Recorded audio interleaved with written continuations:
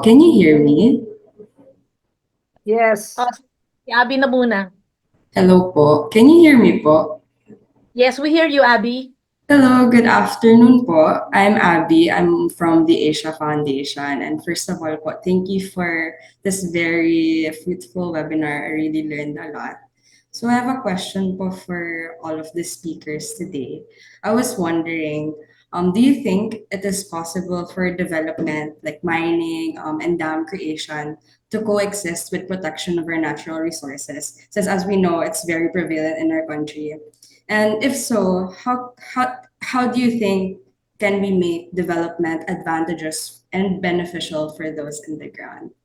Ayun po. Thank you. So who are you Or directing the question? anyone po from the speakers. Oh, anyone. Okay. That you have your class with you, huh? Abby?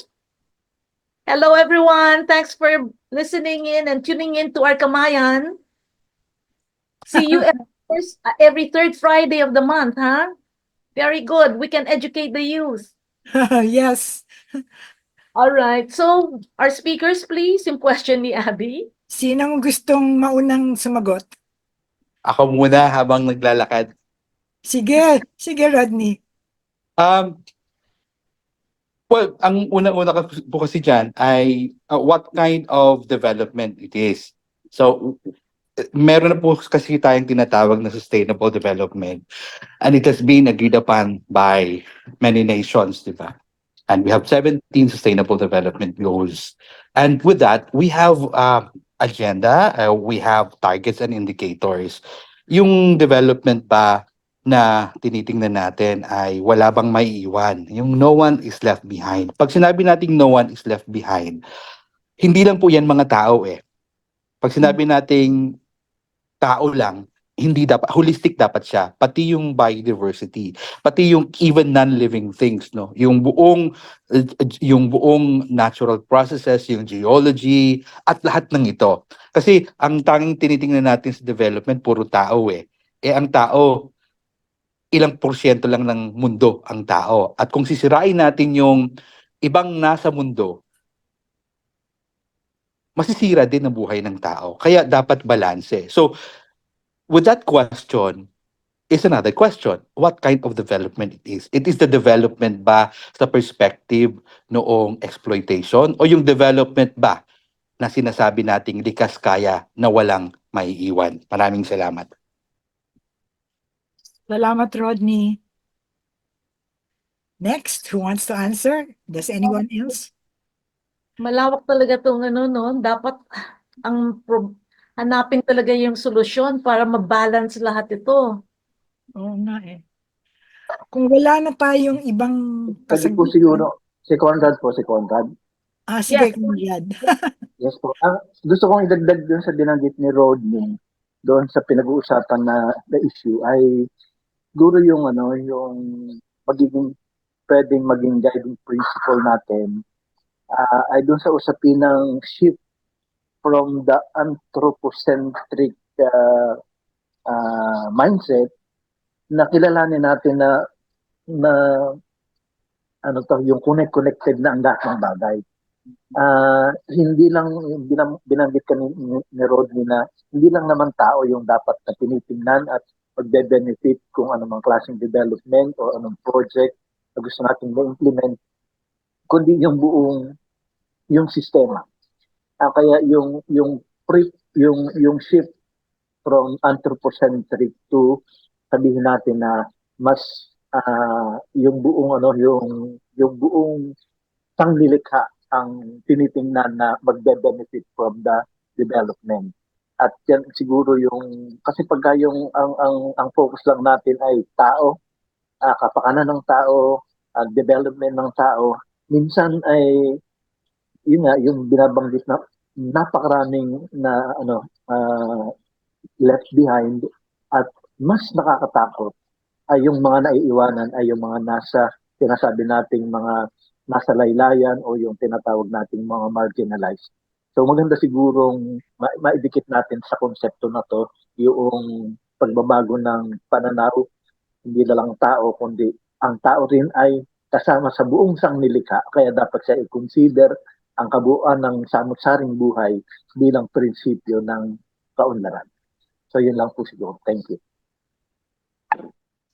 Thank you, Conrad. Actually, meron ngayon no, yung rights of nature na talagang hindi lang ang tao ang may rights, pero yung ating kalikasan din. So, lahat ito ay talagang pagbabago sa ating pananaw, no? And it's good that we have young students right now na Yeah. we can change yung ating paradigm, lalo na yung ating development paradigm. So, Hindi ko maintindihan bakit hindi ma-connect ah yung yung hindi tao pero yung mga bumubuhay sa tao, di ba?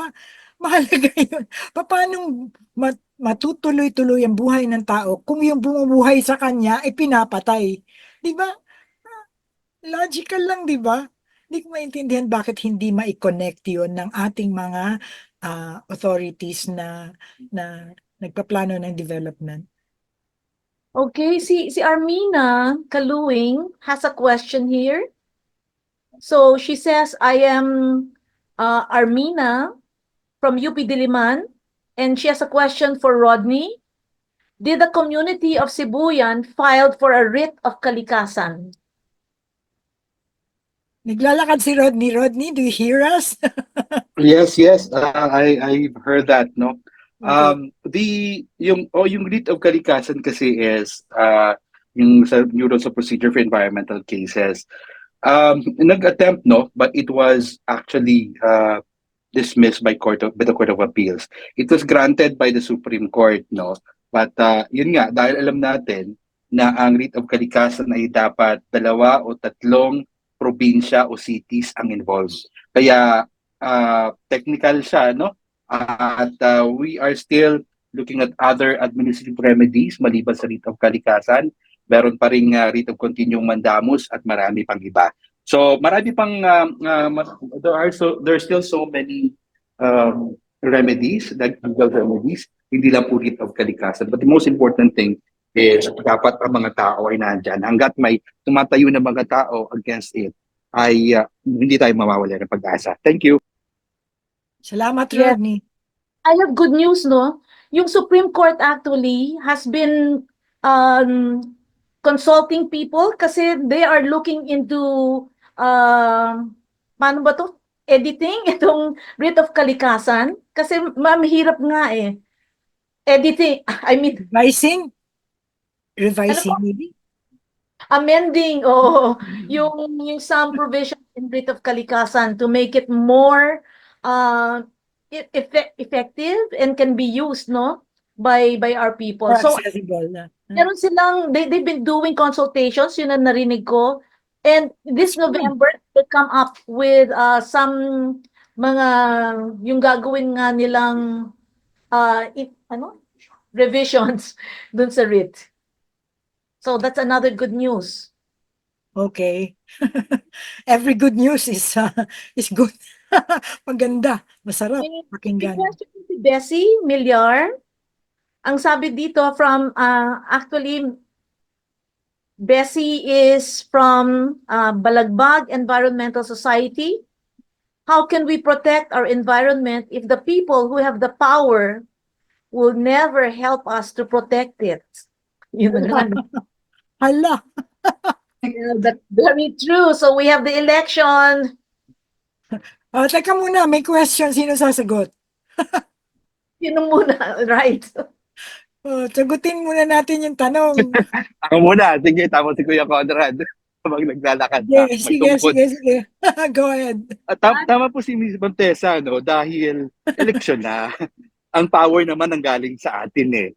Kung hanggang ini-elect natin yung mga tao na sumisira sa kalikasan, inaapon, ay yung pinakaayoko talaga yung awayin mo yung gobyerno dahil yung kalikasan ay pinoprotektahan mo. In the case of Sibuyan kasi, you have a senator who's the brother of the mining rights holder. You have a minister or a secretary ng social welfare na brother ng mining rights holder. Kaya tama talaga na hanggat naandyan yung mga nasa poder na walang pakialam sa mga communities you serve, and the ecosystems you protect, kailangan silang panagutin and even palitan. The power is in our hands and 2025 is fast approaching. Thank you. Salamat. Oh, Conrad? sasagot ba si Conrad? Yes po. Napaka-importanteng binabanggit natin ay pag connect-connectahin natin yung ating mga kilos, yung gawa natin at yung ating advocacy. Hindi lang usapin ng kilos bilang mga mamamayan, kundi sa akin din napakahalaga yung role ng nasa government. So, hindi lang tayo nag-uusap-usap bilang mga CSOs, civil society organizations. Dapat yung involvement mismo ng ating mga elected officials ay makita natin yung participate natin. Kaya ang aking talagang advocacy ay kung mag-uusap-usap, kasama silang makipag-usap sa atin at kunin natin kung ano yung sinasabi natin na ano yung best para sa atin at come up with a win-win solution. So yun ang siguro.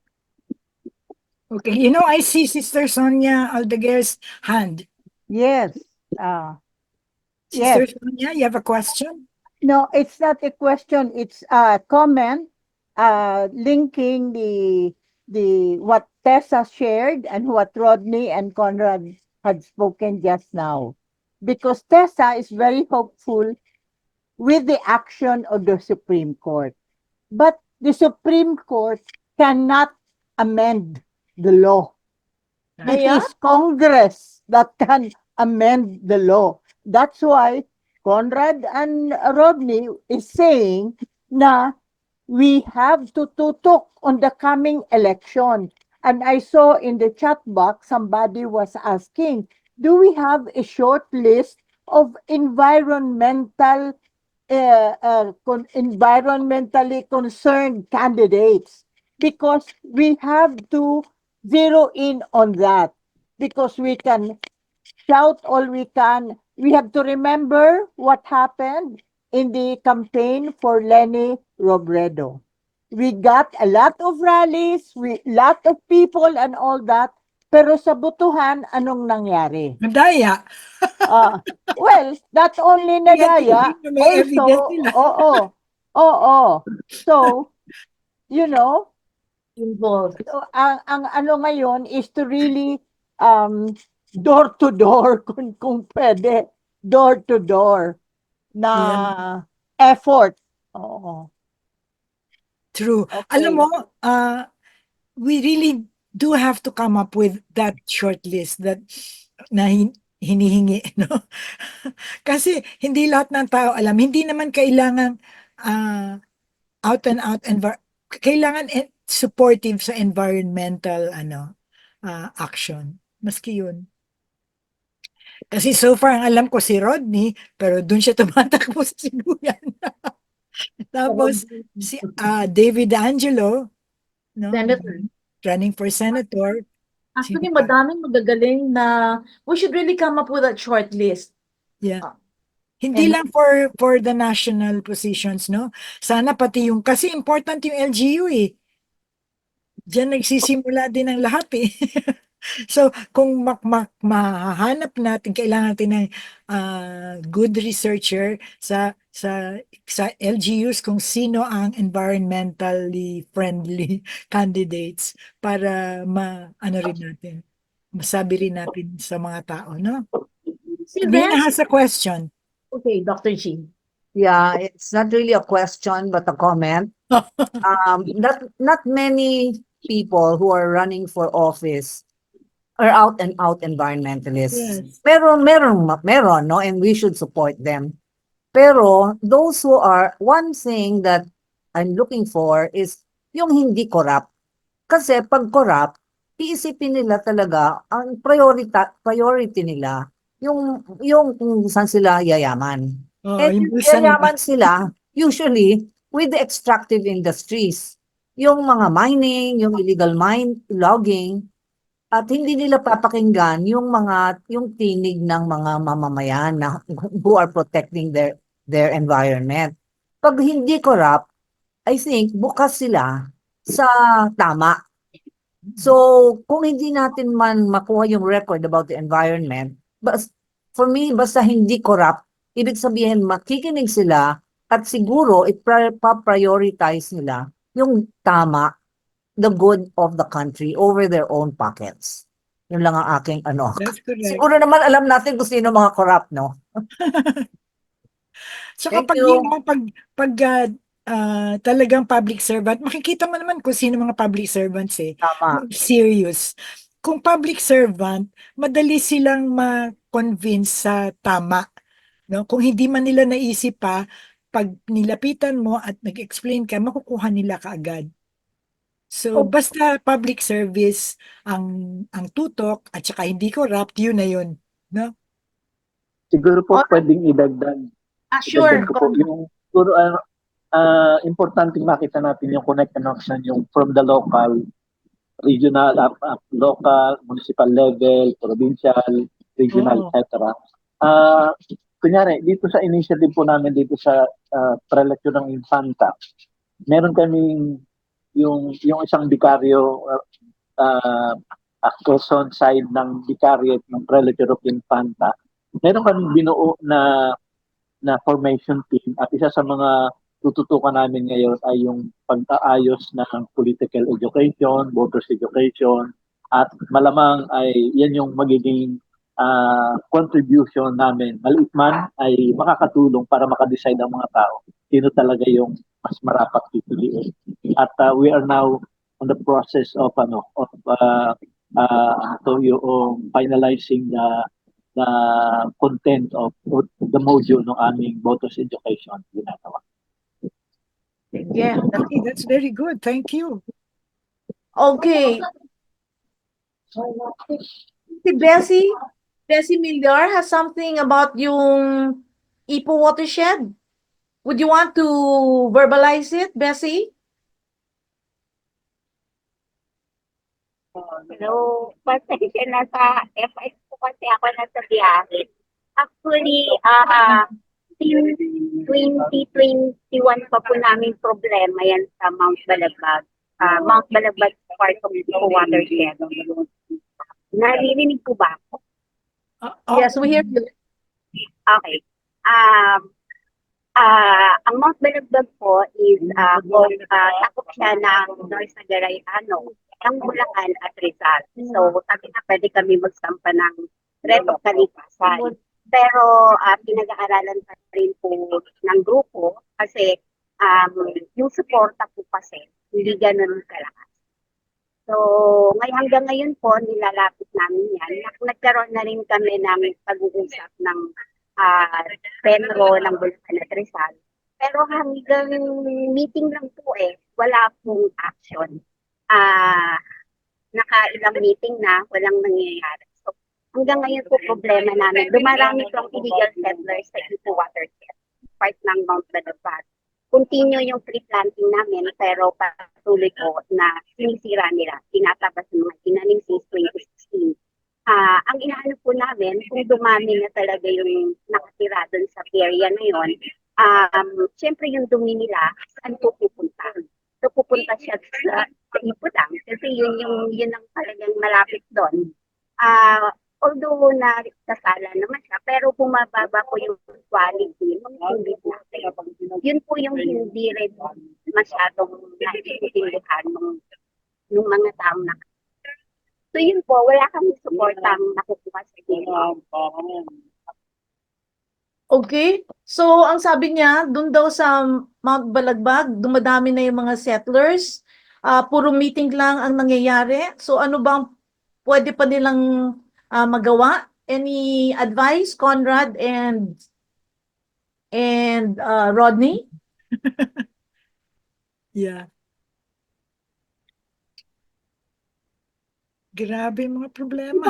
Conrad, meron kayong mga local government nyo rin ay na-involve sa inyong advocacy? Yes po. Ang mukhahi ko po ay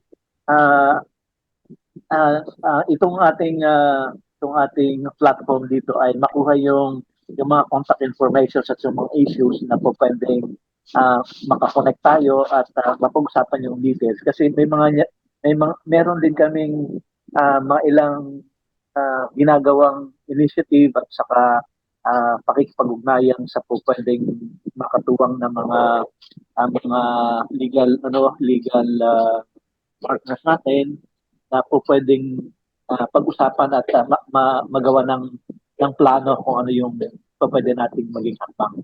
Oo, pwede magtulungan, magpalitan na kayo ng Opo. contact information. Paano ba Opo. natin? Sige po. So, Maribeth, bigay natin yung contact details ni Conrad kay Renz, kay Bessie. Ayan. Okay po. Thank you po. Pero ang nagiging problema po kasi nila madalas is yung boundary dispute. Kaya pag nagrereklamo kami kahit sa LGU ng Rizal at sa Penro ng Rizal, ituturo kami sa Bulacan. Yun po yung para kaming bolang pinagpapas. Boundary dispute, kung sa Rizal ba o sa another province, no? Bulacan Bulacan ba? po. Sige po. Kung po pwede yung makuha natin yung ilang information, yung contact po ninyo at tapos yung ilang information doon sa binabanggit nating issue para mayroon tayong pagsisimulan. Okay. All right. That's bukas. si Miss Joy had a question about Chocolate Hills. Tess, are you still here? Is Tess here? Yeah, she was here. Yeah, she was asking, ano na ba nangyari dun sa mga taong nag-flatten ng isang hill dun sa Bohol? Oo, hindi man daw yun mountain, pero hindi pa, dapat pa rin mapanish yun. Baka the other speakers can si Hermoso or the Si Pag-asa. Ernesto kasi wala na dito sila eh. Yeah. Video lang. What's his name? Yung ating weather specialist. Joey. Joey, is he still here? Actually, I have a question for him. What's your question, Marie? Yeah, I was going to ask him what's gonna happen if, kasi napaka nung presentation niya eh. So, ang simpleng kong tanong, ano mangyayari pag wala yung mga mountain, pag nasira? Para ma-appreciate ng mga bata kung anong gagawin. Kasi, di ba, who will protect our protector? We're being protected but no one is protecting the protector. Or very few are protecting. So, parang makita yung scenario. Anong mangyayari kung sakaling ganito ang sunod-sunod ang ating mga bagyo, tapos sirang-sira ng lahat ng ating mga bundok. So, yun ang gusto ko itanong sana sa kanya. Kasi yung kanyang topic ay why we want to say why we should protect the mountain or something like that. And in fact, he said, study sila, di ba? Kung wala yung Sierra Madre, anong mangyayari? So, merong study na ginagawa yung Pag-asa. Siguro pwedeng tignan natin yung study na yon na iba't ibang senaryo ang ginawa nila at pinag-aralan. Gusto ko makita makita ng mga tao in real images, hindi yung 30% or 20% ng 10% ang nabawa sa calamity. Yung ganun, walang yun eh. Ng typhoons o yung power ng typhoons. Si Gerson Cagas has a comment. Gerson, okay na ba yung mic mo? Pwede ka na Hindi daw niya ma-on yung mic niya eh. Well, anyway, let me just sinabi niya, this is my sense po on the discussion. Isang problema po talaga ay ang mindset po ng mga taong may control. Sapagkat sa kanilang pananaw, ang pag-i-invest sa kalikasan para ma-preserve and conserve ito ay walang return of investment. Oo nga eh. As money. Pero yung return of investment po kasi on investing to preserve the environment is yung malinis na hangin, tubig at marami pang ibang magandang dulot which helps to preserve the social issues such as famine and water security, even food security. Thank you. Very good. Tama. Yung buhay nga, buhay ng tao yun. Hindi na i-connect. Di ba? Grabe. Anyway, so, wala na bang question? Sabi naman ni Mila, Joey's presentation showed research simulation proofs that mountains protect us from typhoon cyclones. Oo nga. That's right. But, parang ang dami mong lalanguyin. Yung mga bata at yung mga simple people like me, gusto namin makita kagad. Hindi yung mga research-minded researchers. So, Sister Sonia? Yes, I am raising my hand again Yes. because I want to profit from what Tessa said about the Supreme Court judges. There are Supreme Court judges who are eager and willing to improve the effectivity of the kalikasan Rita way, or Kalikasan. the writ of kalikasan. So, ang iniisip ko, yung mga tao like Conrad and Rodney who have people or contacts sa ground, no? Because the coming election, we need bottom and sa top. Parang bibingka ba? Oo. So that, and then to find out local candidates and national candidates who are actually eager. There are people who are concerned about the climate change and other environmental issues. And then if they can on their own sa local groups nila, mabahay-bahay nila itong mga tao. Kasi tingnan mo, even now sa Congress, ang dami ng inamin ni Duterte, pero may nag-comment na only Risa Ontiveros faced him squarely. All the others, ganon, at saka defending him pa nga.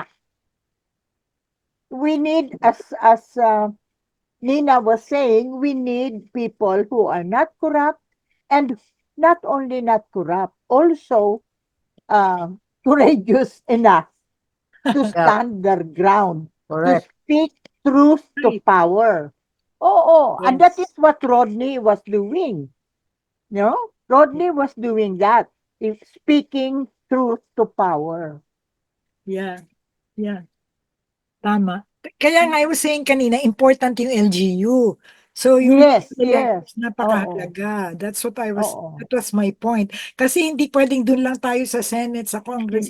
Kailangan dun sa local. Local. Meron Yung tayong mayor ng candidates. Baguio is doing a lot of good works, ha? Tagalog? Oo, Magalong is Yes. doing a lot of good. Yes, it's very good He actually. is a good one. Oo. And he is not corrupt, Nina. Mukha, hindi. Hindi, oo. Si Elizabeth has a comment here. Elizabeth, would you want to speak? Sabi niya, this is true, sir. Kung maaari sana, Ayan siya, Elizabeth. Yes. Elizabeth, maybe you can, Go yan. ahead, Oh, Elizabeth. yes, ma'am. Yes, ma'am. Yun, yung reply ko lang, ma'am, na parang ano kasi yung sorry, hindi po ako makapag-compose. Wait.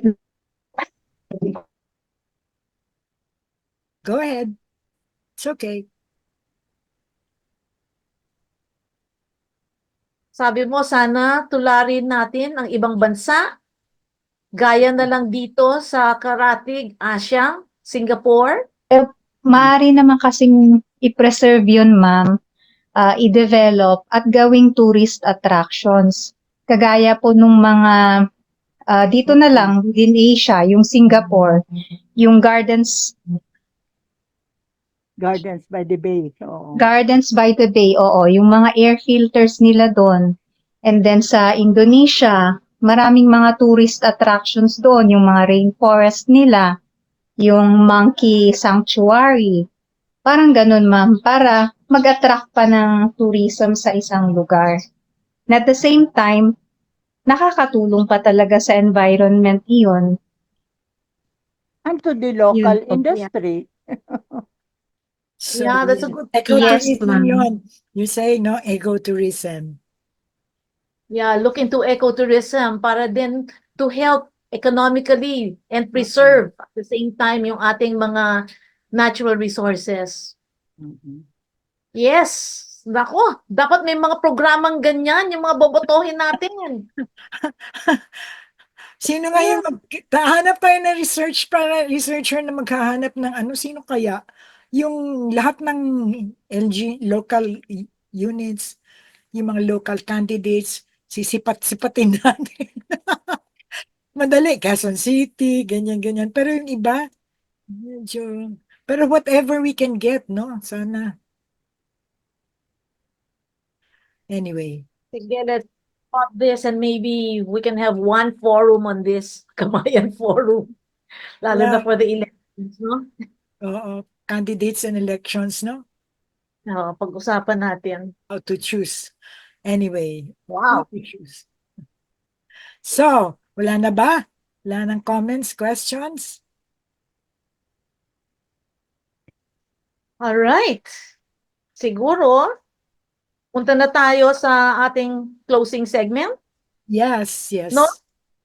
Yes. Okay, and let me introduce our closing speaker. She holds a bachelor and master's degree in chemistry and a doctorate in environmental science. She has worked in Miriam College as faculty, dean, vice president for academic affairs, and executive director of its Environmental Studies Institute. We call her Mother of Environmental Education because she started the integration of environmental education in Miriam College and shared this to others. She was president of the Environmental Education Network of the Philippines, vice president of Haribon Foundation, and now the founding president and trustee of Green Convergence. I am so honored to give you my favorite teacher, Dr. Angelina Galang, for the closing remarks. Yes, hindi na kailangan yan, ha? Totoo kasi. Okay. I think napakayaman ng ating webinar, no? From the information about the geological and geographical features of the Philippines and the lecture on typhoons and then the importance of mountains. Parang ang ganda nito because it shows na typhoons are a threat. Right? It's a natural hazard. Pero binigyan tayo ng Diyos ng pagsangga ng typhoons, which are mountains. For me, sustainable development is looking at what we have. Yung ating mga assets, mga riches, ang dami ng binigay sa atin ng Diyos. We should protect and manage them for the improvement of everyone, including all life forms in the world, including humans.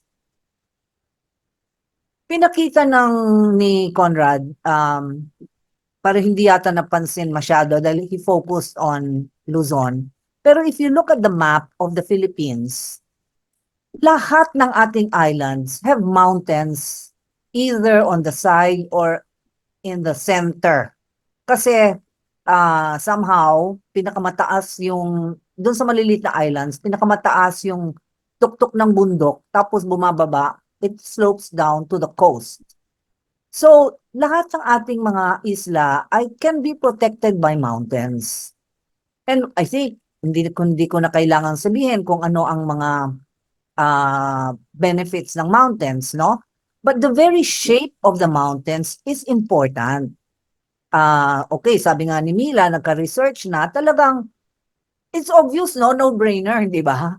The winds that come from the east protect the western part of the island, and the winds that come from the west will protect the eastern part. Obvious, di ba? So as we lower the mountains because of activities like mining, illegal logging, subdivisions, and other causes, talagang we are shooting ourselves in the head.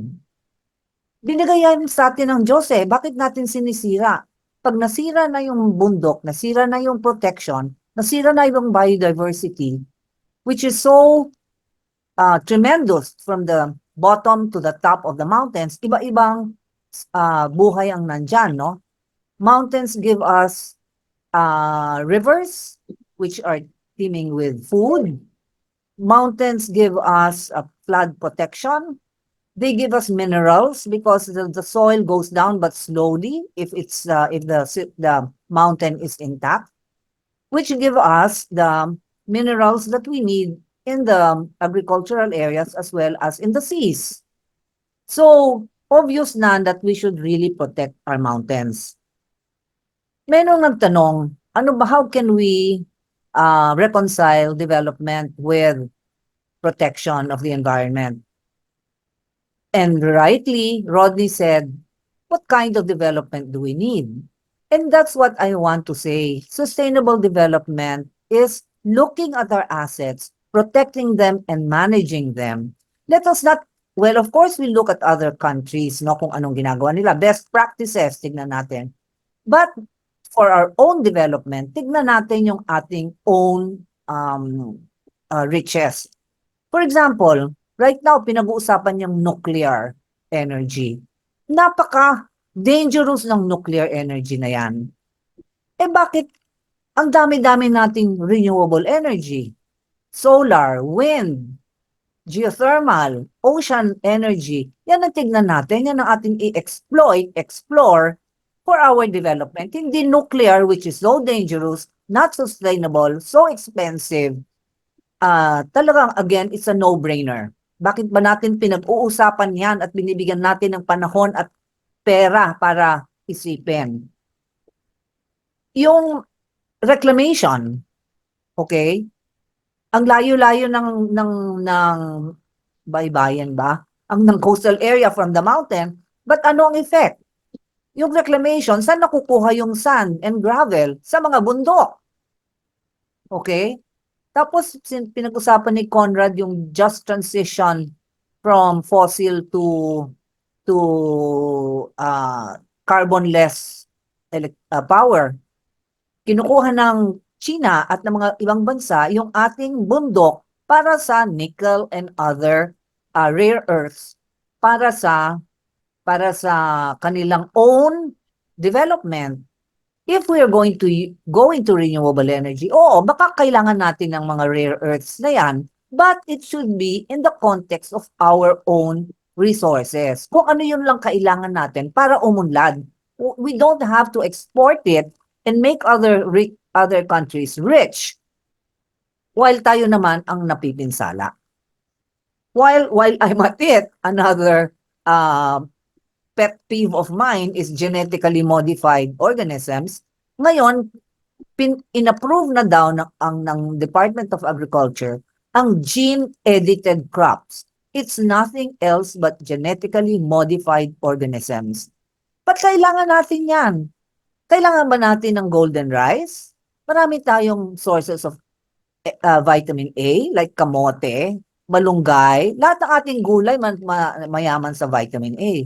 Kailangan natin ba ng genetically modified talong?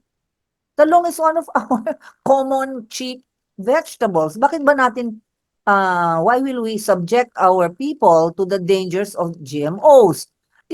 That's what I'm really focusing on.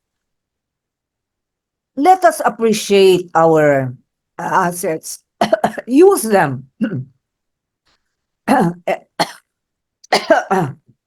And not go into technologies which will just be harmful to us.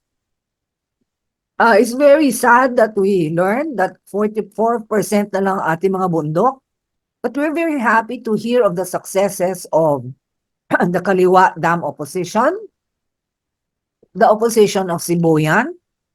Pero tinanong meron nagtanong, how can we stop them? Talagang we have to be patient until we have a leader na talagang will, sana si Gina Lopez, who will really forge ahead with environmental protection. It is up to us to really push, no matter how long, because it is our world. Yung term na anthropocentric should not be bad. Of course, that means we look out for our own welfare. But if you look at it, our own welfare means keeping the world intact. Sabi nga ni Marie, we depend on the world. So if we want human welfare, we have to look at the planetary welfare, including all the life that live in it. So I'm very glad that we have Abby, who brought her students talking about leaders to really give us the right development. She is starting to develop her future leaders who hopefully, maybe surely, who will save our country. Thank you very much, all our speakers, Marie, Tessa, for this very enlightening, effective, and affective session. Rodney, take care. I know that you have received threats to your life, but you are still at it, and we salute you for your courage and for your heartfelt campaign for your island and for our country.